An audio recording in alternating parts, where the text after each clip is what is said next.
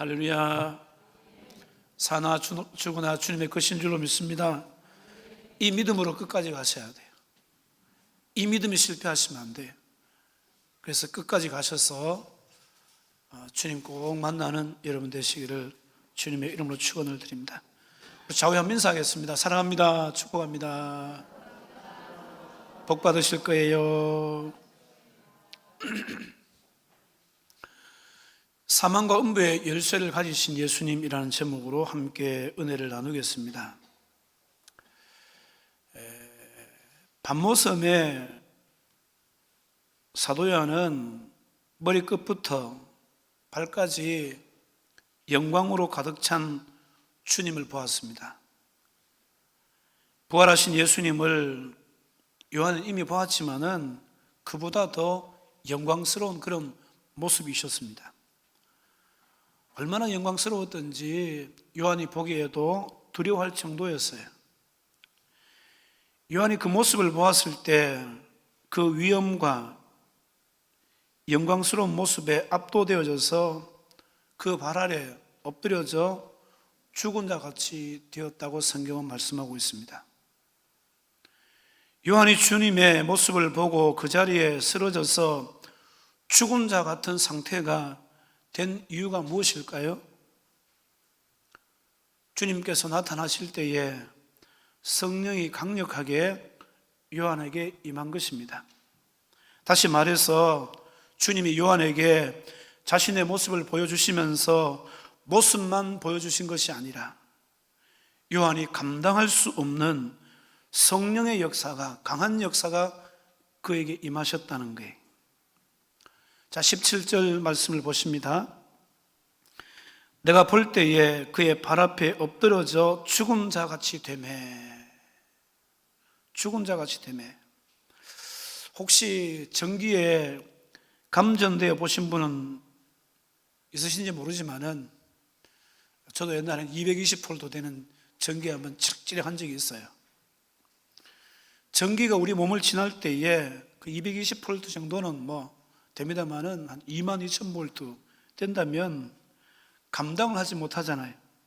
그 자리에 그냥 쓰러질 수밖에 없는 거예요. 그것 이상으로 주님의 거룩하시고 영광스러운 모습이 보이면서 성령께서 요한에게 강력하게 지나가시듯이 임재하시는데 노쇠한 요한의 몸이 감당이 안 되니까 주님의 발 앞에 털썩 주저앉아서 마치 엎드려져 죽은 것 같이 되었다. 성경 그렇게 말씀하고 있습니다. 죽은 것 같이 되었다. 이 말씀은 물론 몸이 그렇게 되었다라는 이야기도 되겠지만은 그 영광스러운 모습 앞에 이 사도 요한이 아주 겸손해졌음을 말씀하고 있습니다. 그 영광스러운 재림의 예수님 모습을 보고 완전히 자기 자신이 없는 것이 완전히 죽은 거예요. 여러분, 우리 예수 믿는 사람들은 내가 살아서는 아무것도 하지 못합니다. 내가 죽어야 돼. 진짜 죽는다는 이야기 아닙니다. 오해하시면 안 되고요. 내 자아가 죽어야 되고, 여러분, 내가 죽어야 돼. 안 죽으니까 어떻게 되어집니까? 자꾸 염려하게 되고 걱정하게 되고, 안 죽으니까 여기저기 부딪혀서 깨지고 상처가 나고 상처를 주지 않습니까? 우리도 주님의 영광을 보고 예수님을 제대로 만나게 되면은 이렇게 죽은 자 같이 겸손해질 수밖에 없다는 겁니다. 여러분, 사도 바울이 바로 그런 사람이었지 않습니까? 사도행전 9장에서 바울이 부활의 주님을 만났어요. 사실 이 부활의 주님을 만나기 전에는 이 사도 바울은 혈기도 살아있었고 자존심도 살아있었고 다 살아있었어요. 그런데 빛으로 오신 예수님을 만나고 완전히 꼬꾸라져서 죽은 사람처럼 되었다는 겁니다. 그리고 그가 나중에 어떻게 고백합니까? 고린도전서 15장 31절에 보면 이렇게 고백해요. 형제들아, 내가 그리스도 예수 우리 주 안에서 가진 바 너희에 대한 나의 자랑을 두고 단언하노니 나는 날마다 죽노라. 나는 날마다 죽노라. 그뿐 아니에요.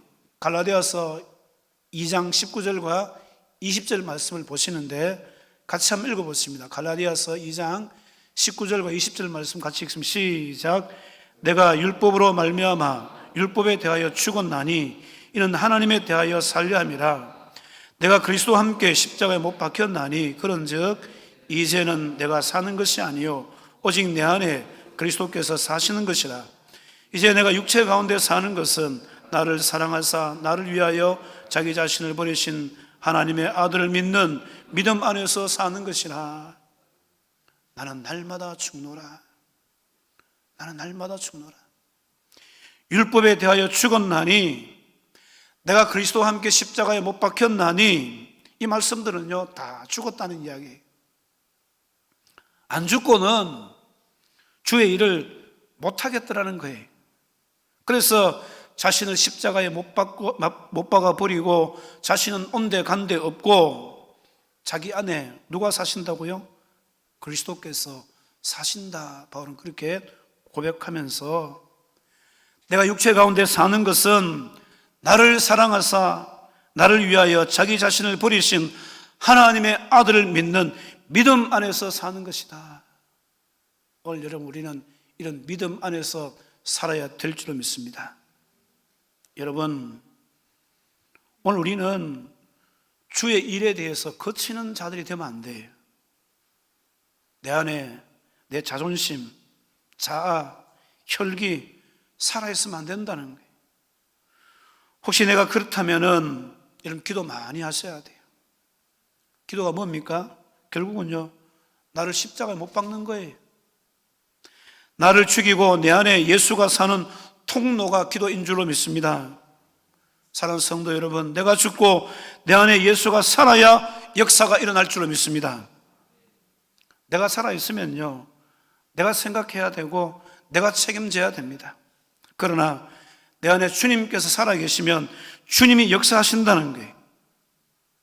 그럼 주님께서 지혜도 주시고 주님이 책임져 주시는 거예요.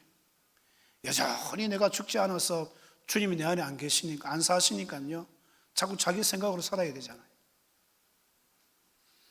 내 안에 내가 살아 역사하니 주님을 보지 못하는 겁니다. 주님을 보지 못하기 때문에 내가 여전히 왕노릇하는 거 아닙니까? 내가 왕노릇하니까 다른 사람들이 하는 것이 못마땅하고 눈에 가시처럼 보이잖아요. 한마디로 전부 아래로 보이는 거예요. 미안하지만 이런 분들은 절대로 주님께서 쓰시지 않습니다. 요한은 주님 앞에 완전히 없는 듯이 죽은 자 같이 되었어요. 오늘 우리도 여러분 이런 자가 되셔야 돼요. 그럴 때 주님께서 우리를 사용하시고 이런 자들을 통해서 주님께서 역사하신다는 것을 믿으시길 바랍니다. 그때 주님께서 오른손을 요한에게 얹으시며 하시는 말씀이 뭐죠? 요한아 두려워하지 말아라. 요한아 두려워하지 말아라. 여러분 두려워하지 마시기 바랍니다. 두려워하시면 안 돼요. 모든 일에 두려워하시면 안 돼요. 요한아 두려워하지 말아라. 왜 두려워하지 말아야 됩니까? 주님께서 요한을 붙들듯이 우리를 붙들어 주시기 때문입니다. 주님께서 요한을 붙들어 주신 거예요. 능력의 손으로 그를 만져주셨습니다. 얼마나 힘이 되었을까요? 이처럼 우리가 주님을 볼 때 소망이 생기고 주님을 볼 때 힘들지만은 살아갈 용기가 생기는 것입니다. 죽을 것 같은 상황이지만은 주님께서 오른손으로 우리를 붙드시고 위로해 주신다는 것을 여러분 믿으셔야 돼요. 사랑하는 성도 여러분, 어떤 문제 앞에서도 어떤 상황 가운데서도 주님을 바라보시기를 주님의 이름으로 축원을 드립니다. 주님을 바라보실 때에 주님이 우리를 붙들어 주시는 거예요.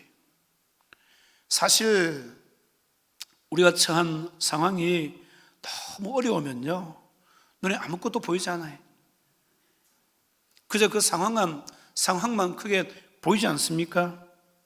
그래서 그 상황만 늘 묵상하고 또 묵상하게 되는 것을 보게 되어집니다. 예를 들면 내가 큰 병에 걸렸어요. 언제 죽을지 몰라요. 자꾸 그것만 생각나지 다른 것은 눈에 보이지 않습니다. 그런 상황일수록 어떻게 하셔야 됩니까? 그 상황 속에서도 주님을 볼 수 있는 믿음의 눈이 열려야 될 줄로 믿습니다. 그럴 때 주님께서 역사하신다니까요.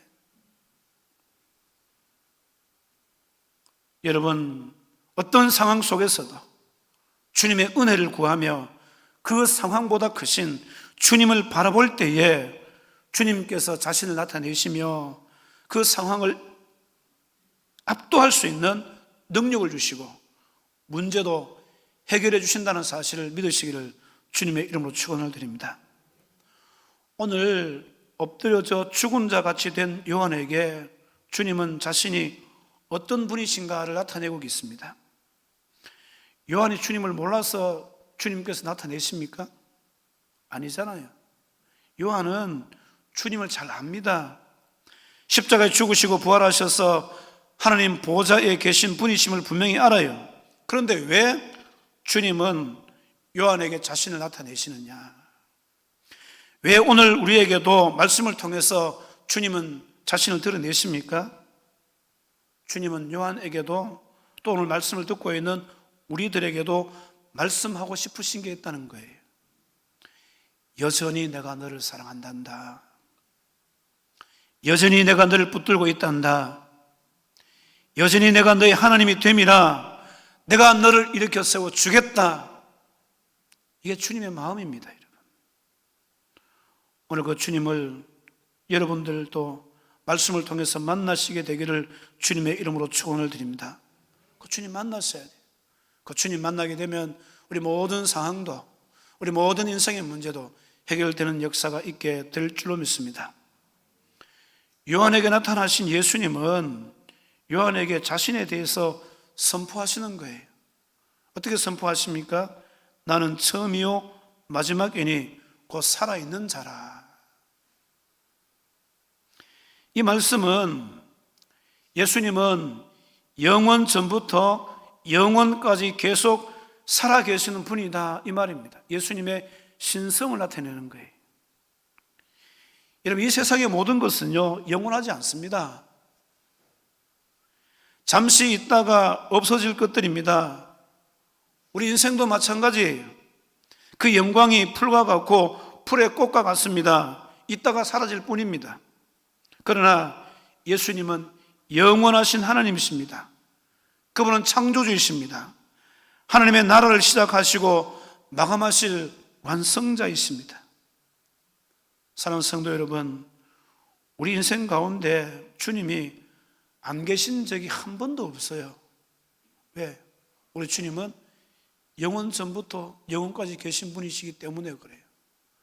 가끔씩 우리가 착각하잖아요. 주님이 안 계신가 보다. 내가 좀 어려워지면은 주님이 안 계신가 보다. 아닙니다. 그 순간에도 주님께서 함께 하신 줄로 믿습니다. 영원 전부터 영원까지 계신 하나님.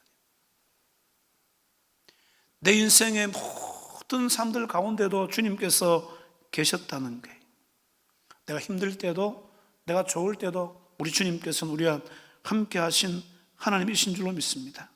그러니까요, 우리 인생 가운데 우리 주님은 한 번도 안 계신 적이 없어요. 우리가 영적으로 깜깜이가 돼서 그렇지 주님은 계속 계셔왔다는 것입니다.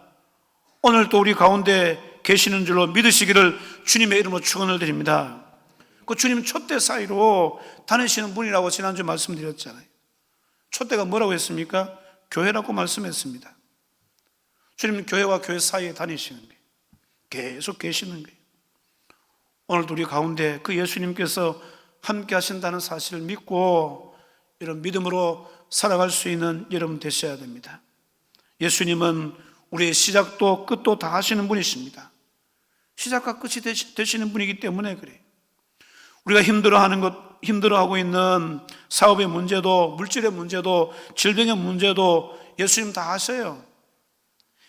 내가 누구인지, 내가 어디로 가야 하는지, 내가 무엇을 위해서 살아야 하는지도 예수님께서는 다 알고 계십니다. 여러분, 이 세상에 모든 종교는요 죽은 신을 섬기는 거예요. 그들은 그들의 신이 살아있다고 이야기하지만 어떤 형태로든지 살아있다고 이야기하지만은 그 신들은 죽음의 문제를 해결하지 못해서 죽은 신들 아닙니까? 그러므로 자신의 문제도 해결하지 못하고 죽은 신에게 정성을 들여서 어떤 문제를 해결받으려고 하는 것 자체가 어떻게 보면 어리석은 거예요. 그러나 여러분, 우리 주님은 영원 전부터 영원까지 살아계신 전능자이십니다. 모든 것을 하실 수 있는 하나님이라는 게, 예수님께서 하시는 말씀이 나는 처음이요 마지막이니고 살아있는 자라 말씀하신 것은 우리 성도들이 언제든지 부르면 달려오셔서 도와주시는 영원하신 하나님이다, 이 말씀입니다. 오셔서 우리에게 성령을 부어주시고 이 세상의 어떤 악도 이길 수 있도록 역사해 주신다는 것입니다. 자, 그리고 나서 예수님은 요한에게 충격적인 말씀하시잖아요. 내가 죽었었노라. 내가 죽었었노라. 이것은 주님께서 죽은 적이 있는데 지금 이렇게 살아있다라는 그런 뜻입니다. 여러분, 영원 전부터 영원까지 계신 하나님이 죽임을 당했어요. 여러분, 이게 있을 수 있는 일입니까? 여러분, 있을 수 없는 일이에요. 그렇지만은 왜 죽이심을 당했습니까? 왜요? 죄 때문에 죽음의 문제를 해결하지 못하는 우리 때문에 주님이 죽이심을 당했다는 거예요. 주님이 우리 위해서 죽으심으로 우리의 죄와 저주와 죽음의 문제를 해결해 주신 줄로 믿습니다. 그 증표가 뭐죠? 내가 죽었었노라. 내가 죽었었노라. 지금은 살아계시다는, 그게 바로 증표라는 거예요. 누가 감히 하나님을 죽일 수 있습니까? 그리스도 밖에 있는 못된 사람들이 주님을 죽게 했다는 거예요. 예수 믿기 전에 우리가 바로 주님을 죽게 한 거예요. 그러니까 지금은요, 우리가 예수 믿는 우리들은 이 죽음의 문제에 대해서 더 이상 두려워하실 이유가 없어요. 필요가 없다는 거예요. 주님이 죽음을 두려워하지 않으셨는데 무엇 때문에 주님의 제자된 우리들이 죽는 것을 두려워하냐, 이 말입니다. 주님이 자신을 죽이려 드는 사람들을 두려워하지 않으시고 진리를 증거하시다가 죽으셨는데 지금은 하나님 앞에 살아 계십니다. 그러니까 성도들도 절대로 죽지 않는다. 육신의 죽음이 죽지 않는다, 그런 이야기가 아니라 영원히 죽지 않는다는 그런 이야기예요. 죽지 않는다는 게, 성도의 죽음은 천국으로 들어가는 과정일 뿐입니다. 그래서 계시록에 보면은 죽는다는 표현하기보다는요, 잔다고 그렇게 잔다고 이야기하는 거예요. 이 땅에 살다가 죽은 성도들은 다 하나님 앞에 살아있는 줄로 믿습니다. 그래서 주님이 무엇을 선포하시는가 하면은 볼지어다 이제 세세토록 살아있어 사망과 음부의 열쇠를 가졌노니, 이렇게 말씀하고 있습니다. 재림하실 예수님은 사망과 음부의 열쇠를 가지고 계세요. 사망은 죽음을 의미합니다. 예수님께서는 죽이는 권세를 가지셨다라는 이 말씀이에요. 여러분, 죽고 사는 것이 누구 손에 달렸다는 것을 말씀하고 있습니까? 주님 손에 달려있다. 여러분, 살고 죽는 것은 주님 손에 달려있는 줄로 믿습니다.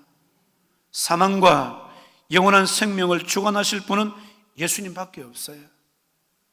음부는 지옥을 의미합니다. 다시 말하면 내가 심판할 수 있다. 그래서 내가 너를 지옥으로 보낼 수 있다라고 말씀하시는 게, 열쇠를 가졌다는 이야기는 뭐냐 하면은 심판권을 가졌다는 거예요. 재림하실 예수님께서는 분명히 온 우주를 심판하실 것입니다. 모든 사람들이 백보자 심판대 위에 앉아 계신 주님 앞에 서게 될 것입니다. 우리도 다 서게 될 거예요. 주님 앞에는 행위의 책과 생명의 책이 펴져 있습니다. 성도들은 생명책에 그 이름이 기록되어 심판을 받지 않습니다. 통과하는 거예요. 그러나 생명책에 기록되지 않는 사람들은 행위의 책에 기록된 대로 심판을 받는다고 성경은 말씀하고 있습니다. 그 책에는 여러분, 그들의 생각과 삶, 모든 죄악들이 다 기록되었다는 거예요. 주님께서 그 행위의 책을 펼쳐내실 때마다 마치 여러분 우리가 무슨 재방송 보듯이 TV에 재방송 보듯이 막 화면이 막 지나가듯이 우리 인생에 여러분 파노라마가 막 지나갈 거예요. 그래서 예수님 앞에 심판받는다. 예수님께서 심판권을 가지고 심판하신다는 것입니다. 자, 계시록 20장 11절 12절 말씀을 한번 찾아보겠습니다. 이 말이 진짜냐 가짜냐. 자, 계시록 20장 11절 12절 말씀을 같이 한번 읽어보십니다. 시작. 또 내가 크고 흰 보좌와 그 위에 앉으신 이를 보니 땅과 하늘이 그 앞에 피하여 간 데 없더라.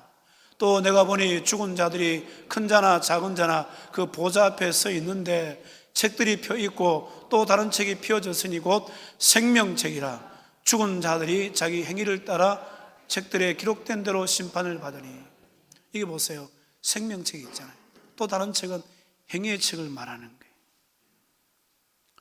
원래 우리는요 다 예수 믿어서 생명책에 기록된 줄로 믿습니다. 행위대로 심판받지 않아요. 주님 보혈의 은혜로 말미암아서 여러분 우리는 그냥 이 심판대 앞에서 여러분 그 주님의 은혜를 분명히 누릴 거예요. 그러나 여러분 믿지 않는 사람들은 예수 모르는 사람들, 예수 밖에 있는 사람들은 자기 행위대로 다 심판받는다. 주님이 다 들춰내시면 젖 먹을 때부터 시작해서 죽을 때까지 모든 죄악들, 그 생각들 다 드러나는 거예요. 그래서 주님 앞에 어떻게 되어집니까? 유구무원 되는 거예요. 이번에서도 말 못하는 거예요. 너 봐라, 이것 때문에 심판받는 거야. 가장 중요한 건 뭡니까? 예수 믿지 않았다는 거예요. 예수 믿지 않았다는 거예요. 오늘 예수 믿는 우리에게는 영원한 생명이 있는 줄로 믿습니다. 이 생명이 생명책에 우리 이름을 기록되게 만든 거예요. 요한복음 5장 24절 이렇게 말씀합니다. 내가 진실로 너에게 이르노니 내 말을 듣고 또 나 보내신 이를 믿는 자는 영생을 얻었고 심판에 이르지 아니하나니 사망에서 생명으로 옮겼느니라. 할렐루야. 이게 우리들 아닙니까? 덜 아멘 하시네 보니까. 원래는 우리가 주님의 말씀을 듣고 예수님을 믿음으로 말미암아서 영생 얻는 줄로 믿습니다. 영생을 얻은 사람은 어떻게 된다고요? 심판에 이르지 아니하나니 사망에서 생명으로 옮겼느니라. 이렇게 말씀하고 있습니다. 이게 바로 우리에게 축복입니다. 예수 그리스도의 모습을 본 사도 요한에게 주님은 명령하시기를 오늘 본문 19절에 보시면은 그러므로 내가 본 것과 지금 있는 일과 장차 될 일을 기록하라. 여러분 이와 같은 이 기록의 명령은 이미 앞에서 11절에도 언급되었지 않습니까? 여기서 다시 한번 반복되면서 더욱 확대되는 것을 보게 되어집니다. 무엇을 기록하라고 말씀하죠? 내가 본 것과 지금 있는 일과 장차 될 일을 기록하라. 그렇게 말씀하는 거예요. 내가 본 것은요 일반적으로 계시록 1장과 또 4장에서 5장에 나오는 말씀이에요. 지금 있는 일은 소아시아 7교회에 주시는 편지잖아요. 2장 3장의 내용이고 장차 될 일에 대해서는 6장에서 22장까지의 말씀인데 기록된 미래의 일들을 가르칩니다. 앞으로 있어야 될 일들, 있을 일들. 그러니까 장차 일어날 요한계시록에 보면은 요한계시록은 큰 구조로 나가요. 어떤 구조로 나가는가 하면은 7인 7나팔 7대접. 여기 구조예요. 새하늘과 새 땅 이렇게 흘러가요. 장차 될 일이라는 것은 바로 그걸 이야기하거든요. 그러니까 내가 본 것과 지금 있는 일, 장차 될 일에 대해서 기록해라. 기록해서 어떻게 하겠습니까? 소아시아에 있는 7교회 사자들에게 주라. 그렇게 말씀하셨잖아요. 자, 그러면서 오늘 20절에는 1장의 마무리 부분으로 계시록의 핵심 주제인 별과 촛대의 비밀에 대해서 말씀하고 있습니다. 여러분 계시록을 읽어보면요 계시록에는 4가지 비밀이 있어요. 큰 구조로 네 가지 비밀이 나와요. 어떤 비밀이 나오는가 하면은 별의 비밀, 촛대의 비밀, 또 짐승의 비밀, 음녀의 비밀, 네 가지 비밀이 나와요. 오늘 1장에 보시면은 이제 별의 비밀과 촛대의 비밀이 나오잖아요. 자, 뒤에 이제 17장에 가보면은 짐승의 비밀과 또 음녀의 비밀인데, 이 짐승의 비밀은 뭘 말하는가 하면은 적 그리스도와 거짓 선지자의 비밀을 말하는 거예요. 적 그리스도들이 또 거짓 선지자들이 이 마지막 때 나타나서 미혹하게 될 것이다, 그런 내용들. 그리고 음녀의 비밀은 배교한 거짓 교회들, 마지막 때 배교한 교회들이 있지 않겠습니까? 거짓 배교 교회의 비밀을 말씀하는 거예요. 그래서 7별은 마지막 때 일할 참 종들을, 또 7 금초대는 마지막 때 순결한 참 교회를 의미하고 있습니다. 그래서 20절에 보면 내가 본 것은 내 오른손의 7별의 비밀과, 이 별은 지난주에도 말씀드렸습니다만 주의 종을 의미합니다. 요한계시록에서 지속적으로 강렬하게 강조하고 있는 것이 뭐냐 하면은 이 별, 주의 종에 관한 말씀이에요. 계시록을 주실 때에도 누구에게 주고자 하셨습니까? 주의 종들에게 주고자 하셨다는 거예요. 1절에 보시면은 반드시 속히 일어날 일들을 그 종들에게 보이시려고 그렇게 말씀하고 있지 않습니까? 그러니까 이 마지막 때의 일들을 이 종들에게 보여서 모든 성도들을 깨우치기 위해서 이제 종들을 붙잡고 계시다는 게, 이게 바로 주님의 뜻이라는 거예요. 그래서 모든 성도들이 주의 종을 통해서 이 말씀, 요한계시록의 말씀을 듣고 배워서 이 마지막을 잘 준비할 수 있도록, 이 재림의 때를 잘 준비할 수 있도록, 이것이 바로 주님의 계획입니다. 왜 주의 종들을 별로 상징합니까? 별은 어두운 밤을 총총하게 밝혀주잖아요. 빛을 내주잖아요. 하나님은 이 타락한 세상을 밝히기 위해서 윤리나 도덕을 등장시키는 것이 아니라 미련하고 비천해 보이는 당신의 종들을 들어 보석처럼 사용하시기 위해서 7별, 그러니까 이 별을 주의 종으로 말씀하고 있는 것을 보게 되어집니다. 하늘에 찬란하게 빛나는 별들 보았습니까? 이런 복음을 맡은 종들을 하나님께서 그렇게 아끼신다는, 이것이 바로 하나님의 마음이다. 그리고 이제 종들에게 주어진 이 성경 말씀은 결국 인간의 생각이 아니고 이 세상에 대한 하나님의 생각이며 하나님의 계획인 것을 말씀해 주고 있습니다. 이 종들을 세운 분이 바로 누구냐? 하나님이다, 이걸 말씀하는 거예요. 예수님께서 세우셨고 예수님께서 붙들고 계시다는 게, 나중에 보면 하늘에서 떨어진 별이 나오거든요. 그들은 누구를 의지했습니까? 하나님을 의지한 것이 아니라 사람을 의지했다고 주님께서 이야기하시고, 사람을 의지했기 때문에 버림받았다, 그렇게 말씀하는 거예요. 종들이 하나님 말씀 하나에 순종하고 헌신할 때에 그렇게 존귀할 수 없다는 거예요. 그렇지만은 주의 종들이 돈을 좋아하고 사람에게 잡히게 되어지면은 사람의 발에 밟힐 뿐이다, 그렇게 말씀하고 있습니다. 여러분, 그래서 주의 종들을 위해서 많이 기도하셔야 돼요. 변질되지 않도록, 퇴색되어지지 않도록 복음의 말씀을 순수하게 그대로 증거하고 전할 수 있도록, 사람 붙들고 사역하는 것이 하나님만 붙들고 사역할 수 있도록 여러분 그렇게 기도하셔야 돼요. 7이라는 이 숫자는 완전 숫자입니다. 오른손은 승리를 말하는 거예요. 예수님께서 승리하도록 붙들어 주시는 참 종의 비밀이 이 속에 있다는 것을 말씀하고 있습니다. 마지막 대환란 때 이길 수 있도록 예수님께서 책임져 주시고 교회와 참 목자를 지켜주실 것에 대한 이 비밀이 어디에 담겨져 있느냐? 요한계시록에 담겨져 있다, 이 말씀을 하고 있습니다. 그 다음에 7별의 비밀 뒤에 나오는 게 뭡니까? 7 금초대의 비밀입니다. 계속해서 20절 말씀을 보시면 또 7 금초대라, 7별은 7교회의 사자요 7 촛대는 7 교회니라, 이렇게 말씀을 하고 있습니다. 7 촛대는 7 교회다. 7은 1차적으로 보면은 소아시에 나오는 7 교회, 지난주도 말씀 또 드렸잖아요. 에서보도 사빌라. 방언이 아니에요. 소아시아 7교회를 이야기합니다. 2장부터 3장에 나오는 소아시아 7교회를 이야기하는 게. 그렇지만 이 7은 완전수이기 때문에 이 세상에 있는 모든 교회들을 말씀하고 있습니다. 자, 그렇다면 왜 이 교회를 금촛대라고 이야기하느냐? 지난번에도 말씀을 드렸습니다만은 금은 보배 성을 상징하는 거예요.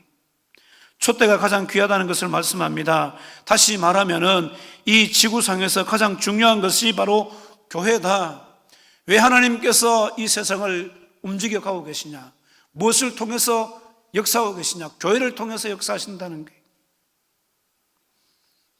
금촛대는 영원히 변치 않는 하나님의 말씀의 등대를 말씀합니다. 거기에는 성령의 기름 부으심이 있어서 병들고 죄를 지은 사람들이 성령의 능력으로 새롭게 된다는 거예요. 교회가 하나님의 말씀의 등불을 비출 때 결국 마귀의 세력은 힘을 잃게 될 것입니다. 빛 대신 주님께서 오시면 음부의 권세는 물러가야 될 줄로 믿습니다. 이게 역사잖아요. 여러분, 교회가 빛을 비춰야 되는 이유가 바로 여기에 있어요. 오늘 여러분 복음의 빛을 비출 때 이런 음부의 권세는 다 물러가는 거예요. 우리를 괴롭게 하는 질병과 고통도 물러가게 될 줄로 믿습니다. 이런 복음의 빛을 비출 수 있는 여러분 되시기를 주님의 이름으로 축원을 드립니다. 그래서 요한계시록에는요, 목자와 교회에 관한 비밀들을 다 숨겨놓았어요. 얼마나 중요한지 몰라요. 그런데 이 신천지라든지 이런 이단들은 이걸 잘못 풀어요. 문자적으로 풀어가지고 자꾸 사람들 미혹하는데 절대로 거기 넘어갔으면 안 돼. 지난번에 말씀드렸잖아요. 신천지에 나오신 분이 어떤 교회 가서 강의를 했다는, 나오셔가지고 이제 세미나를 하시는 어느 교회 가가지고 이제 강의를 하는데, 신천지를 이렇게 대적하라고 이제 강의를 하는데 처음에 한 앞부분에 한 30분 정도를 막 강의한 거예요. 뭘 강의했냐면은 신천지에 있는 내용을 그대로 강의한 거예요. 근데 이걸 제대로 알아듣지 못하고 목사님도 아멘하고 사모님도 아멘하고 교인들도 아멘하고, 그 한 30분 정도 지나고 나서 하는 이야기, 목사님, 사모님, 성도님들, 사실은 제가 한 30분 정도 앞에서 강의한 것은 신천지에서 강의하는 내용입니다. 그러더라는 거예요. 오늘 여러분, 우리가 여러분 어떻게 하나님의 말씀을 배워야 될지 분명히 아시잖아요. 여러분, 말씀은 아무 데나 가서 배우면 안 돼. 정통, 여러분, 우리 교회에서 말씀을 배워야 돼. 이 안에서 말씀을 배워야 돼. 요한계시록의 말씀은 더욱더 그렇습니다. 그래서 여러분, 우리가 진짜 주의 종도를 통해서 요한계시록을 나타내도록 주님께서 이 비밀들을 숨겨놓고 이제 풀어주시는데, 이 말씀을 통해서 우리가 마지막 때를 살아갈 수 있는 힘을 얻으셔야 된다는 거예요. 여러분, 이 세상의 역사는 결국 교회와 하나님의 뜻을 거부하는 불순종하는 세력 간의 싸움입니다. 교회가 일시적으로는 박해를 당하고 심지어는 죽임을 당하는 것 같지만은 교회는 이 세상의 죄악에 대해서 반드시 이길 줄로 믿습니다. 지금도 마찬가지예요, 여러분. 이 세상은 빛과 어둠 사이의 전쟁입니다. 그 중심에 뭐가 있다고요? 교회가 있다니까요. 그리고 말씀에 사역자들이 있다는 것을 여러분 기억하셔야 돼요. 그래서 여러분, 이 7 금초대는 계속 빛을 발해야 된다. 교회를 통해서는 복음의 빛을 계속 비추셔야 돼요. 복음의 빛을 비추어야지만이 어둠의 권세는 물러가고 이 빛을 보고 죽어간 영혼들이 여러분 주님께로 돌아오게 된다는 것을 기억하셔야 됩니다. 그래서 여러분, 특히 마지막 때는 여러분 이 마지막 때를 살 수 있는 말씀을 주셨는데, 이게 뭐냐? 바로 요한계시록이다. 이 요한계시록의 말씀을 잘 배워서 이 세상을 이기도록 하시는 그 주님의 역사를 여러분 보셔야 돼요. 그래서 이 마지막 때를 말씀으로 잘 준비하셔서 이길 수 있는 그런 성도가 되시길 바랍니다. 여러분, 말씀 안에 주님의 역사가 있잖아요. 오직 말씀밖에 없어요. 하나님 말씀밖에 없어요. 그래서 이 말씀이 말씀 그대로 증거되어질 수 있도록 주의 종을 위해서 기도해 주셔야 돼요. 그래서 변질되어지지 않도록. 주의 복음이 그냥 그대로 주님께서 생각하신 대로 증거되어지고 주님께서 말씀하신 대로 증거되어져서 이것이 우리 신앙의 기준이 되어지고 이것이 우리 믿음의 기준이 되어져서 우리가 천국 가는 데까지 방해받지 않는 그런 성도의 삶이 되셔야 될 줄로 믿습니다. 그래서 이런 말씀을 통해서 여러분 질병도 이기고 문제도 이기고 여러분 우리의 나태함과 게으름도 이기고 결국 환경도 이기는 우리 모든 성도가 되셔서 주님 앞에 열심히 서게 되기를 주님의 이름으로 축원을 드립니다. 우리 말씀을 생각하시면서 한 1, 2분 정도 통성으로 기도하실 때에 이런 사망과 음배의 권세를 일세를 쥐고 계신 재림의 주님 앞에 우리가 의젓이 설 수 있게 해달라고, 말씀을 통해서 이 믿음 잘 지켜낼 수 있게 해달라고. 여러분 이 악한 마귀 사탄은요 우는 사자처럼 여러분 우리를 이 말씀에서 떨어뜨리려고 해요. 믿음에서 떨어뜨리려고 해요. 어떻게 하셔야 돼요? 말씀으로 이기셔야 돼요. 우리의 나태함과 우리의 게으름도 이기셔야 돼요. 그래서 이 말씀을 통해서 더 복음이 선명하게 이 교회를 통해서 나타날 수 있도록 기도하시고 이 마지막 때 하나님 믿음으로 승리할 수 있는 삶이 되게 해달라고 우리 주여 세 번 부르시고 통성으로 기도하겠습니다. 주여 주여 주여, 사랑과 은혜가 풍성하신